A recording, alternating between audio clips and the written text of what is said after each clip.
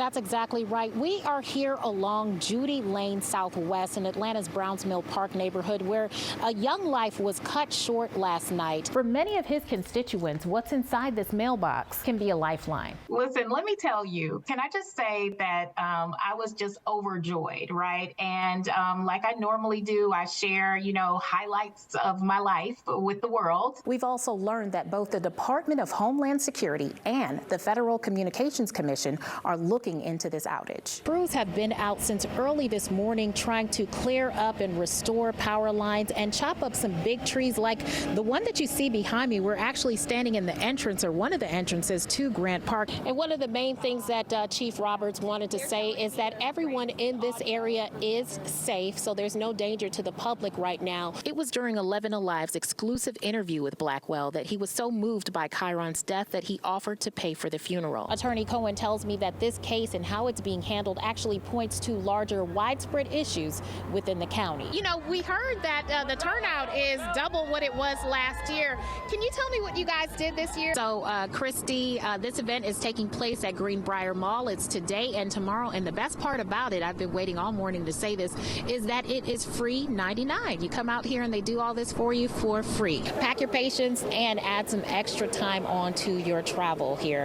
Where you'd normally need probably about 2 hours to make your plane, you're probably going to need 3 or more today. Tonight, the Fulton County Sheriff is criticizing county commissioners after they voted Wednesday to renovate the Rice Street Jail instead of building a new one. Yeah, Sheriff Pat Labatt has spent most of his first term in office pleading for a new county jail.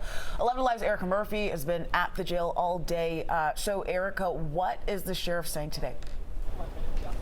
Well, what the sheriff wants is he wants the whole world to see exactly what is going on behind these walls here at the Rice Street facility. Today, Sheriff Labatt invited reporters to come inside, take a tour so we could all see just how bad the conditions are and why he feels that the Fulton County Commission's decision to renovate the building falls short. I headed into the Fulton County Courthouse this morning expecting to listen to that hearing, but quickly found out that a judge issued a temporary restraining order barring 1145 from doing any business until August the 1st. I hope people, just realize that, carrying weapons, acting off of emotions, you have really caused our family a lifetime of pain. Today, Mari Creighton's sister Tiffany reacting to the news of the arrest of Karanji Reese in connection with her death. The deadly shooting on Mother's Day weekend claimed 2 lives, including 21-year-old Creighton, and injured 4 others. Some residents and businesses we spoke with the day of the shooting expressed concerns about safety related to the club. Some of those were a factor in a complaint filed by the city of Atlanta seeking to close the lounge. Creighton's family also filed a lawsuit against the nightclub, accusing the owners of negligence when it comes to security and claiming it led to Creighton's death. Today, a hearing on the city's complaint was sidelined after a temporary restraining order was issued. What we've been told from the city is that there will be a temporary restraining order where they will not be allowed to do business until there is a final hearing to determine whether they will be able to do business into the future. Parker Miller, one of the attorneys representing Creighton's family, says one of the reasons for the order is that the judge just couldn't accommodate the number of witnesses the city planned to have testify during today's hearing. The mother of Creighton, a college student who was shot and killed inside the lounge, says she won't rest until a permanent ruling is made on the legal cases against 1145. The club closing down and being sued, and not the ability to reopen another establishment in another name. 1145 released a statement last week claiming it's being targeted as a black-owned business and cited 11 Alive reporting showing that since 2020, there have been only 3 calls to police made to report violent crimes at the business, including the most recent shooting. Now, sources are telling us that one of the reasons that the judge issued this order is because attorneys for the city needed a lot of time to present their evidence, and the court just did not have that allotted amount of time for them to present all the evidence in this case. So this temporary restraining order will keep the club closed until August the 1st. Reporting from Atlanta, Erica Murphy, 11 Alive News. Welcome to Fox 47 News at 10. I'm Erica Murphy. First tonight, Lansing police have released body cam footage from a deadly shooting earlier this month.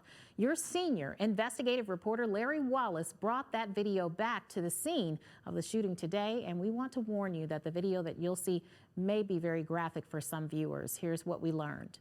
Today's gas prices may have you considering an electric vehicle, but if you have more traditional gas-powered cars, then you might start to see some extra relief at the pump. Amy Killey has more on what President Biden proposed today. People from around the world are paying tribute to Queen Elizabeth II a day after her death.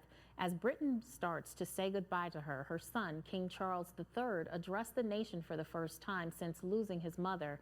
Fox News correspondent Madeline Rivera is in London with more. Classes resumed today at Northeastern University after an explosive device went off last night, injuring a school employee. Investigators are now trying to piece together who is responsible for it, as well as a motive. Reed Binion has more on what authorities know so far. FedEx sparks a major sell-off, and those looking for a new home can breathe a little sigh of relief. Fox Business Network's David Asman is explaining in tonight's Fox Means Business report. It has been a rainy, chilly day. Will this continue? Well, let's toss things over to Chief Meteorologist Brad Sugden, who has that answer. Well, that's all the time that we have. Thanks for watching Mid-Michigan. We'll have more news tonight at 6:30 for an early edition of The 7 with Lauren Shields before coverage of the debate begins right here on Fox 47. Have a great Tuesday night. I'm Erica Murphy, and it is my first time hosting Silver Bells, and I am so excited to be here. But with me tonight is Bob Hoffman and Mark Vizita.